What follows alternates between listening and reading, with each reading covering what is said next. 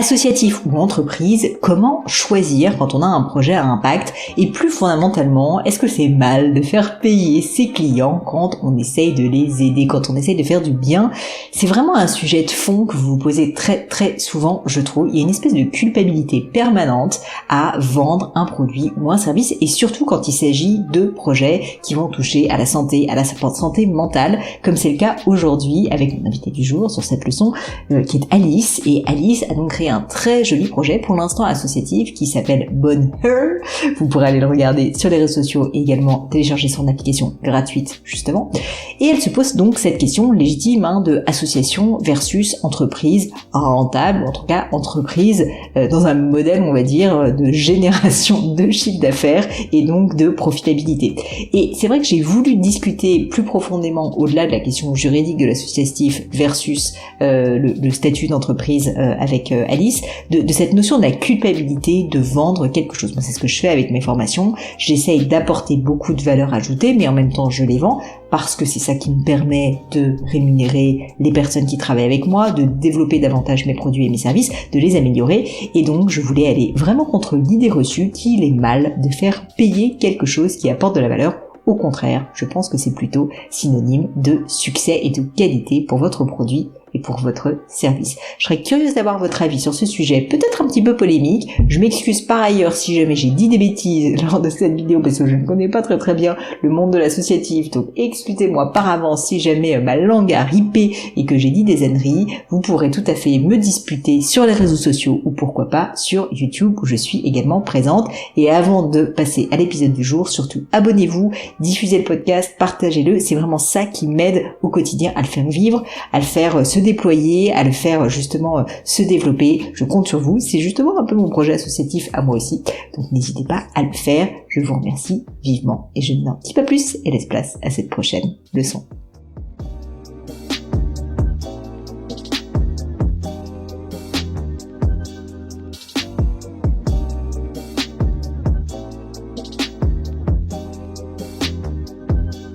Je hais l'administratif. Oui, moi aussi. Et comme moi, à peu près tous les entrepreneurs que j'ai pu croiser dans ma vie d'ailleurs. C'est pourquoi je suis ravie de vous présenter mon sponsor, Conto. Q-O-N-T-O.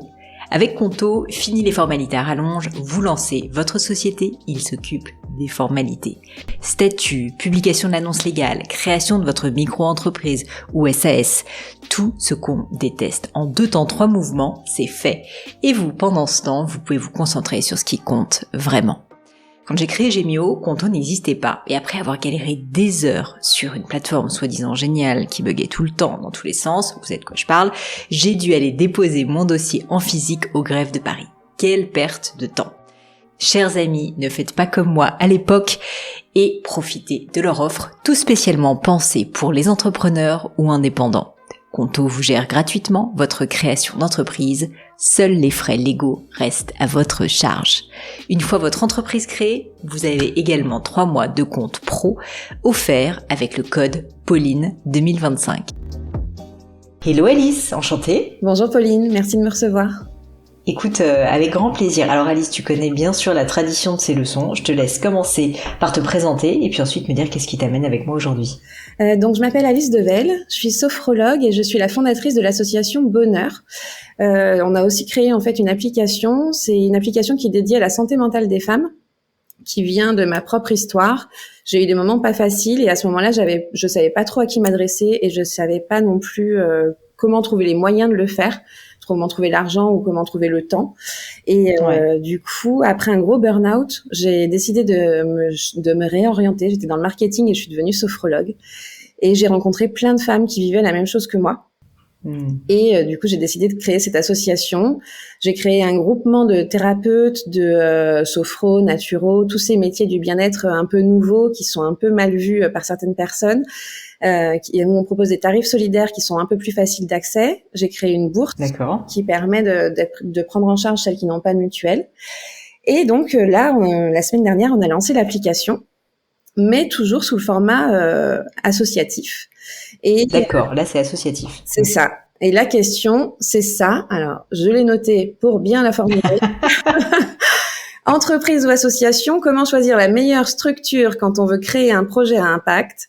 Parce que c'est vrai que pour une fondatrice comme moi, on a envie de garder sa mission, mais on a quand même besoin de se développer, besoin d'être payé, besoin de trouver de l'argent. Et donc, il y a un vrai enjeu qui rentre en ligne de compte et une problématique qu'il faut forcément prendre en compte. Bah écoute, je ne suis pas du tout une spécialiste du sujet, donc je préfère quand même le dire. J'espère que je vais pouvoir t'aider à répondre à cette question, mais je pense qu'on peut y réfléchir ensemble.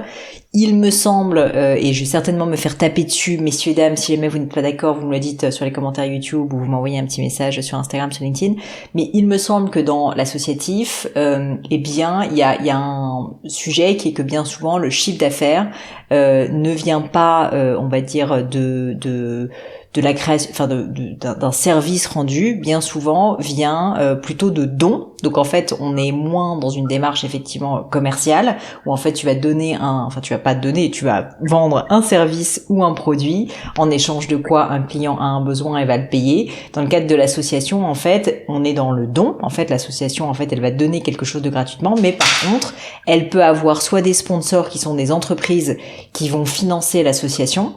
Ça peut être des entreprises dans d'autres domaines, tu vois, qui ont peut-être envie justement de soutenir une cause, etc. Ou ça peut être des particuliers qui vont le faire. Je pense à toutes les fondations, type Abbé Pierre, etc.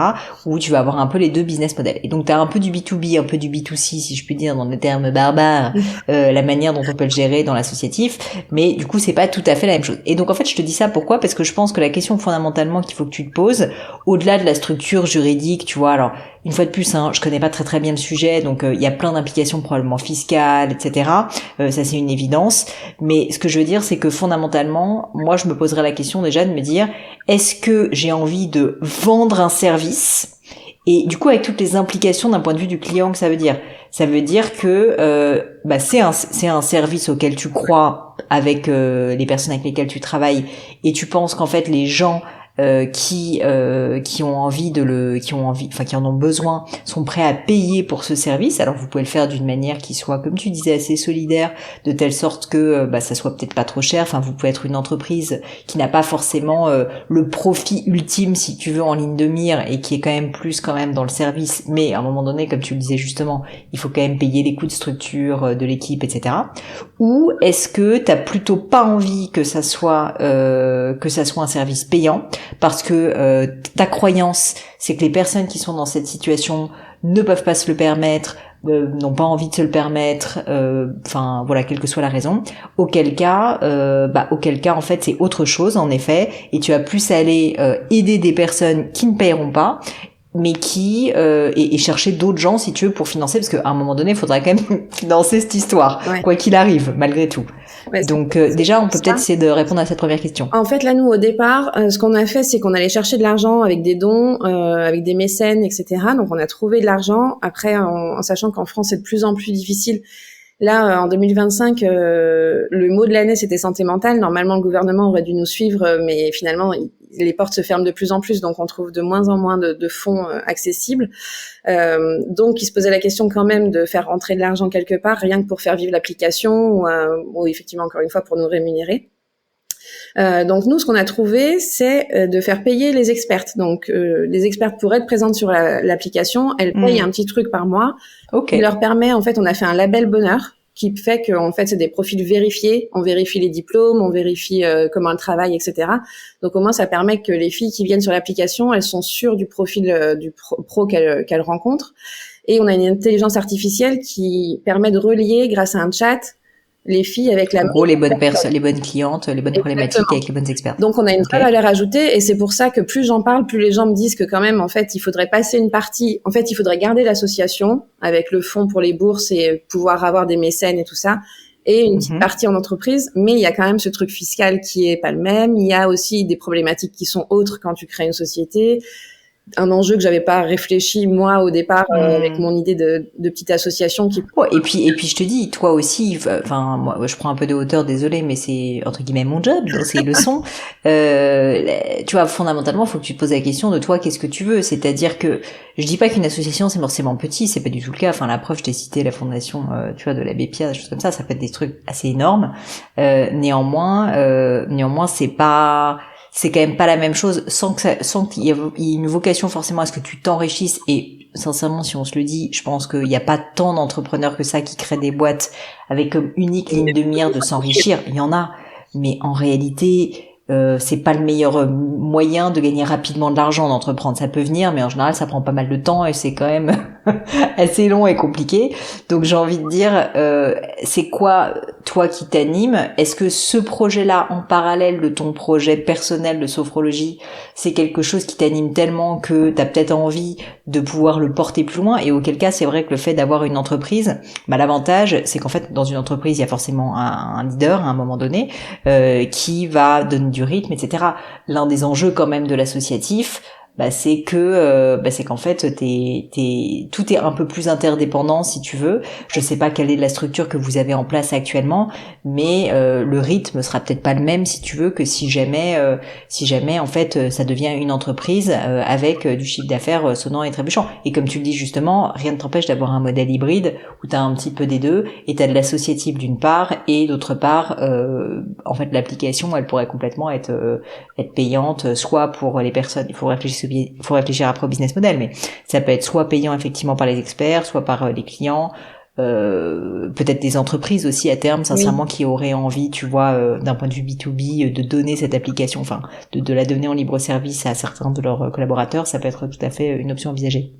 Donc toi, avec un peu de recul, est-ce que ça t'excite et ça t'amuse et t'as envie de porter ce projet d'une manière un peu plus personnelle, on va dire, au travers donc d'une entreprise, oui, qui sera qui à terme a vocation à être rentable, mais qui surtout en fait aura un leader qui va l'emmener loin, ou est-ce que t'as plutôt envie que ça soit un travail encore plus d'équipe, on va dire, avec des personnes je dis pas qu'une entreprise n'est pas un travail d'équipe, au contraire, mais disons que de ma vision de l'association, c'est quand même quelque chose où et je dis certainement plein de bêtises parce qu'une fois de plus je ne connais pas très bien ce secteur et c'est certainement pas une bonne chose d'ailleurs, mais j'ai un peu cette vision dans laquelle tu vas moins pouvoir imposer un rythme. Non mais oui, t'as raison. Et puis il y a forcément ce truc, effectivement, on est très nombreuses où on se demande toutes à peu près l'avis sur tout et du coup, ça ralentit aussi pas mal les choses parce que c'est plus compliqué.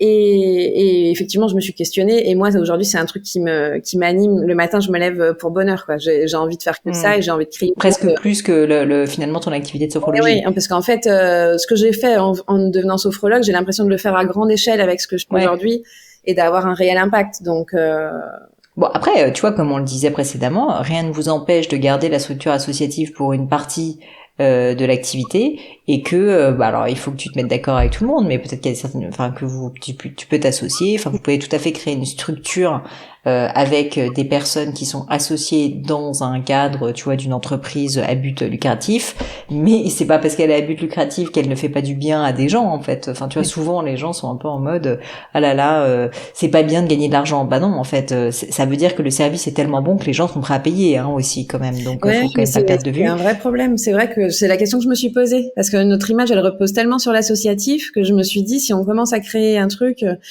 Et après, j'en ai parlé un peu avec d'autres personnes qui ont ça, parce qu'en fait, il y a pas mal d'associations qui ont une entreprise à côté quand même. Ouais. Et en fait, ça se sépare. On le dit pas trop. Oui. c'est un peu des secrets d'association, quoi.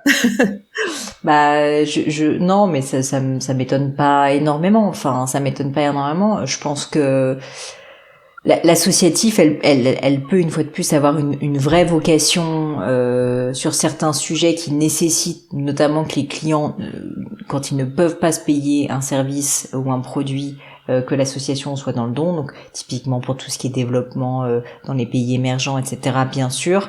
Maintenant, si on est honnête, un sujet de santé mentale, je pense que la plupart des personnes qui sont concernées ont les moyens de se le payer. Ils ont peut-être pas envie d'investir dessus, mais en réalité, ils ont probablement les moyens de se le payer et probablement d'ailleurs même ça pourrait participer, c'est peut-être pas politiquement correct ce que je veux dire, mais tu sais c'est un peu comme quand tu payes un psy. Oui. Moi je suis assez convaincue que du coup t'es quand même plus impliqué parce que finalement faut ouvrir le portefeuille toutes les semaines, alors que si jamais c'est entièrement gratuit, d'une certaine manière t'en profites et c'est bien. Alors oui, il y a certaines personnes qui ne peuvent vraiment pas se le permettre, donc je fais un peu des généralités, mais ce que je veux dire c'est que moi je vois bien quand je dois fournir un effort pour avoir quelque chose, bon je fournis un effort, donc j'y vais avec un petit peu plus d'entrain, tu vois. Oui, c'est pour ça qu'on a les bourses, mais qui sont très peu attribuées, vraiment sur dossier, avec une commission, etc.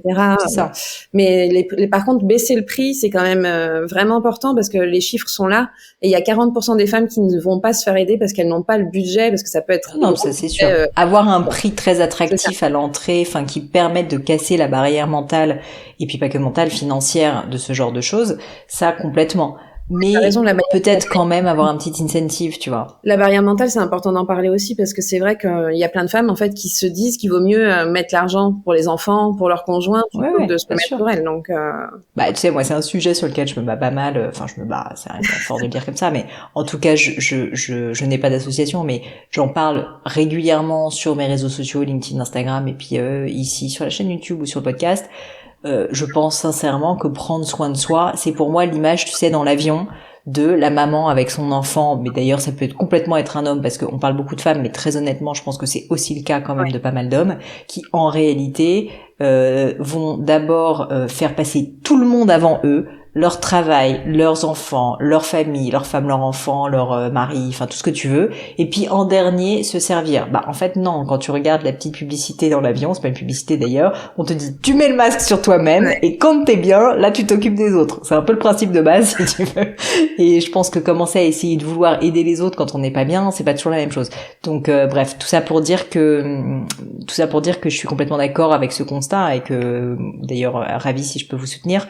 Mais à mon avis, la séparation et le fait d'avoir les deux options te permettra peut-être d'avoir plus de liberté. Oui. À la fois plus de liberté parce que tu pourras proposer une alternative vraiment peu onéreuse à des personnes dans le besoin et en même temps, effectivement, peut-être essayer de construire quelque chose qui est de l'ambition parce que j'ai l'impression que c'est un sujet qui te tient à cœur et que du coup t'as envie qu'il soit porté le plus loin possible. Et là aussi, tu vois, je vais contre parfois la culpabilité qu'on peut avoir où on se dit c'est pas bien de gagner de l'argent sur un sujet de santé mentale, c'est pas bien d'avoir de l'ambition sur ce sujet-là. Non, en fait, l'ambition, ça n'est que le reflet du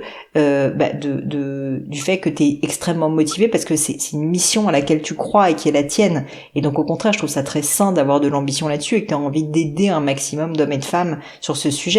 Alors que si t'avais pas d'ambition, ça voudrait dire que au final, c'est pas si important que ça pour toi.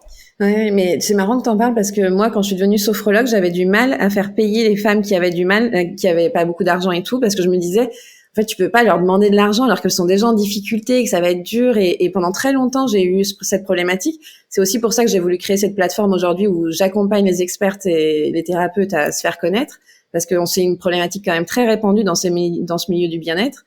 Et que j'ai commencé en associatif parce que ça m'a facilité les choses où en fait j'avais plus besoin, j'étais déculpabilisée de dire aux gens croyez en mon projet parce que de toute façon je gagnais pas d'argent dessus. Et ça m'a amené là à me dire effectivement il y a un vrai besoin, ça m'anime, je vais changer les choses. Donc maintenant, alors on va peut-être réfléchir différemment et puis on va aller chercher de l'argent quoi. Mais ce que je dis toujours aux personnes qui ont ce complexe, et je le comprends et je l'ai eu un peu aussi, c'est qu'au final, oui, il y a quelques cas particuliers dans lesquels tu as des personnes qui sont en véritable et profonde difficulté, et en fait rien ne t'empêche de faire un acte de vraie générosité, et c'est extrêmement sain, et c'est des dons. Moi c'est quelque chose que j'aime bien faire, je fais des dons à plusieurs associations qui me tiennent à cœur, et c'est quelque chose, tu vois, je le dis pas pour me vanter ou quoi que ce soit, mais je le dis parce que je pense que de temps en temps, t'as envie justement juste de rien avoir en échange, mais juste de donner, et ça te fait du bien. Et tu sais que ces personnes-là, sinon, n'auraient pas de ressources. oui. À l'inverse, il y a quand même une grande majorité des cas dans lesquels c'est des personnes qui pourraient avoir les ressources, qui certes ont des difficultés, mais pour qui, si tu veux, le fait de payer un service qui est important et qui les aide, en fait, elles-mêmes, elles se sentent pas coupables si tu veux te payer. En fait, elles sont dans le besoin. T'es en train de, une fois de plus, de leur rendre un service. T'es en train de les aider. T'es en train de travailler. Et moi, vraiment, je suis une fervente défenseuse du principe que tout travail mérite salaire et que, à un moment donné, si jamais tu travailles bien et que ton service il est aimé et qu'il est valorisé, oui, en fait, il faut que tu le fasses payer, mais pas parce que sinon t'es pas quelqu'un de bien. Juste parce qu'en fait, plus tu vas pouvoir le faire payer, plus tu vas avoir de personnes ça veut dire que tu as beaucoup de gens qui sont intéressés, donc ça veut dire que ton service est bien, et ça veut dire que tu vas pouvoir ensuite investir davantage sur ton entreprise pour la faire grandir, pour toucher plus de monde, pour améliorer la qualité. Donc c'est pas juste que tu te mets plein d'argent dans les poches, enfin faut sortir un petit peu de cet état d'esprit, c'est pas ça. Ouais. C'est juste qu'à un moment donné, plus tu réussis à faire payer bien ton service, plus tu vas pouvoir toucher de monde et améliorer la qualité de ton service. Enfin, c'est quand même ça la réalité. Donc, oui, moi je me bats un peu là aussi contre cette idée reçue.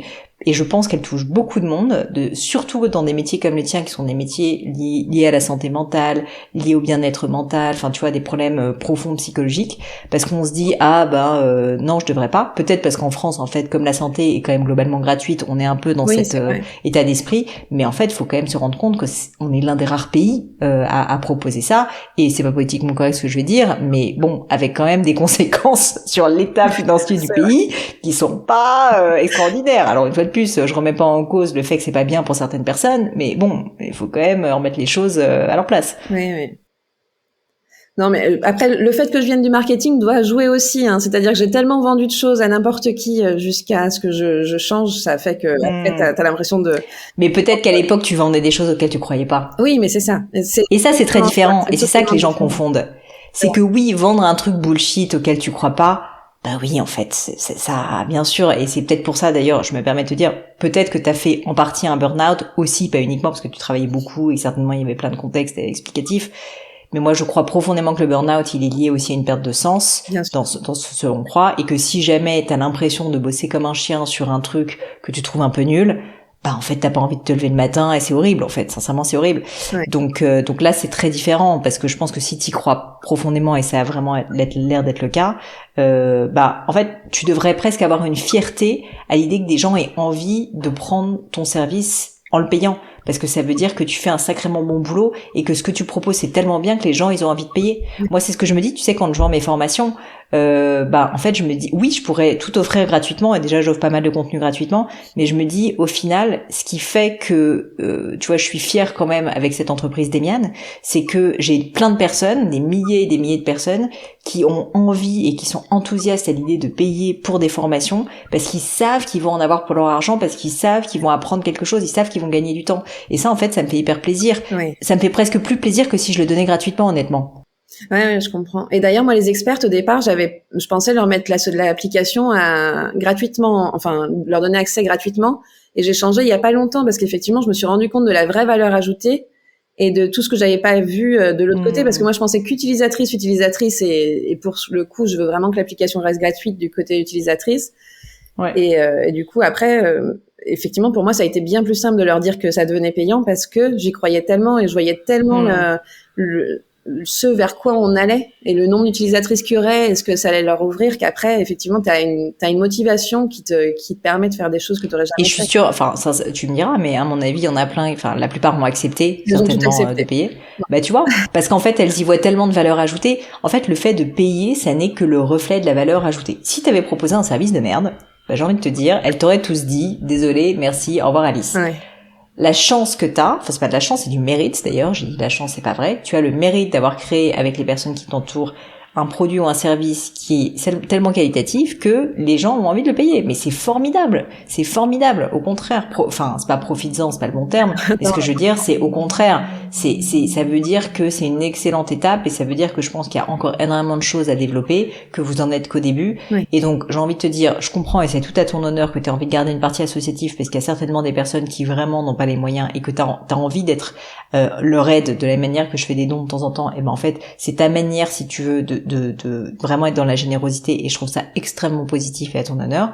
Mais en même temps, dis-toi que tu as aussi des personnes qui sont prêtes à payer parce qu'en fait, tu leur rends service, et donc c'est cet argent qui va te permettre de développer l'activité et de toucher de plus en plus de monde de manière qualitative. Ouais. Donc au revoir la culpabilité.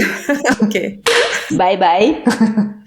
Et c'est parti pour faire, je pense, une très très jolie boîte sur ce sujet. Et, enfin vraiment, moi je suis convaincue que l'entreprise, c'est pas un méchant, l'entreprise. C'est pas parce qu'on peut avoir vécu des entreprises, des expériences négatives que l'entreprise est forcément négative. Au contraire, la preuve avec ce que tu as envie de construire comme projet, c'est aussi juste un moyen pas uniquement d'aider, mais de proposer un objet ou un service avec de la valeur à des personnes qui en ont besoin, vraiment.